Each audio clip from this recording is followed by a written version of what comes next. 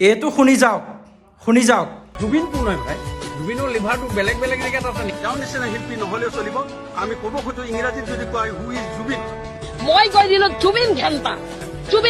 জুবিনক গোটেই অসমত নিষিদ্ধ কৰিব লাগে আৰু মই ক'লো জুবিন এটা পাগল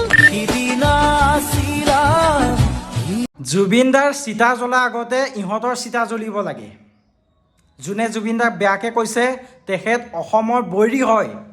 জুবিন দা হৈছে অসমৰ সম্পদ এতিয়া ব্যক্তিজন নাই আমাৰ মাজত নাই কিন্তু ব্যক্তিজনক কৰা অপমান সহ্য কৰা নহ'ব লাগিলে মন্ত্ৰী MLA ভগৱান যোনে নহওক